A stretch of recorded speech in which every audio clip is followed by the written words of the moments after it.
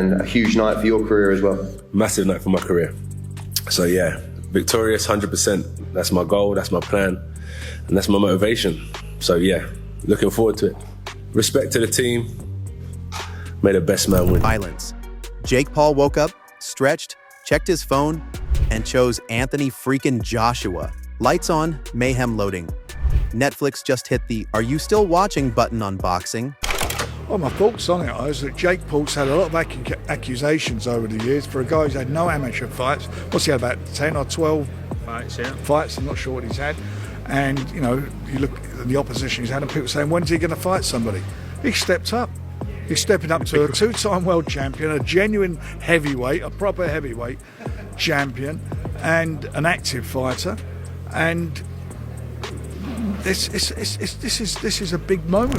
And answered it for us with a heavyweight fever dream scheduled for December 19th. 8 rounds, 3 minutes each. Zero excuses, the kind of matchup that makes athletic commissions whisper, "You sure about this?" Jake finally shut down every troll screaming, "Fight someone your size."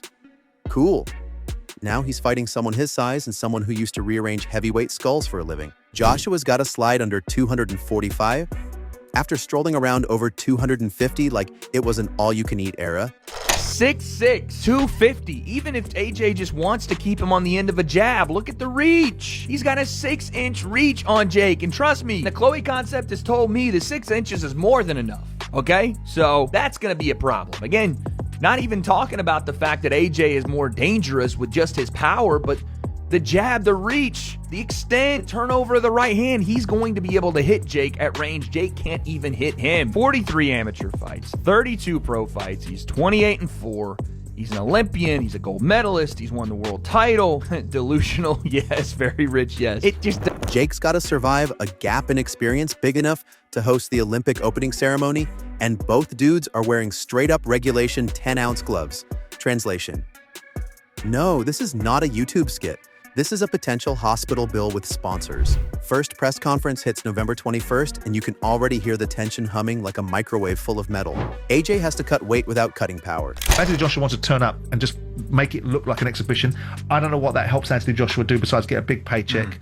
If that's all he needs and that's all he wants, given the fact that he's been demolished by Daniel Dubois in his most recent fight, I thought Anthony was built of sterner stuff than that. But many people just want to see Joshua back in a ring, Simon. But they want to see him fight again. Well, they want to. No, they don't. They want to see him fight a legitimate fighter. They want to see if Anthony Joshua is now done. They want to see if Anthony Joshua being destroyed by Daniel Dubois is the end of the golden boy journey that apparently rebooted British boxing.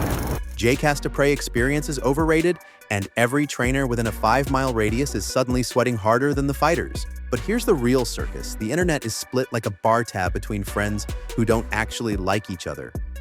Half the crowd is declaring Jake the patron saint of unhinged matchmaking, the guy who looked at a heavyweight wrecking machine and said, "Yeah, I'll take that one." The other half thinks Jake wandered into the wrong weight class like he took a left turn at Delusion and kept walking. Because seriously, who casually volunteers to let Anthony Joshua punch them in the soul? That's not bravery.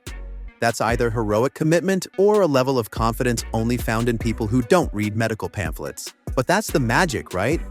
Admiration versus disbelief. Bravery versus madness. To me, it shows me his desire. Pick up 50 million along the way. Nobody can knock him for this. This is now business. This is business. For Jake Paul, absolutely crazy. Jake Paul is a domestic level professional fighter here in the UK. Would he win a British title? No, I don't think so. One half of the world calling Jake a warrior, the other half calling him clinically unserious, and everyone, absolutely everyone, glued to their screens like this fight's the season finale of boxing with no renewal guaranteed. Get your popcorn, get your debates ready. December 19th is about to be pure, chaotic heavyweight theater. And just when you thought the disbelief meter was already broken, in struts David Haye with commentary sharp enough to slice through AJ's protein shaker. The man looked genuinely shocked, like someone handed him a script from a parallel universe. Wait, this is real? Not CGI? Not a prank show? Bro looked ready to check under the table for hidden cameras. Because honestly, respect to Jake Paul, but that's a dangerous fight for him. He probably gets knocked out. And I'm not trying to be a hater. I'm not saying nothing bad. But Anthony Joshua is Anthony Joshua. You know, he's multiple-time champion. Olympic gold medalist. You know what I mean? The last time somebody stepped in the ring with him that didn't have that much boxing experience was Ngannou, and you've seen what happened to him. Yeah. But big respects to Jake Paul. It's gonna be a good card. You know what I mean? It's a big fight. And it's a good fight, man. I give 100% respect to Jake Paul for even. Same. All of us are watching Joshua train like he unlocked God mode on accident, while Jake's out here yelling at fate. I too can be a heavyweight, and Haye didn't.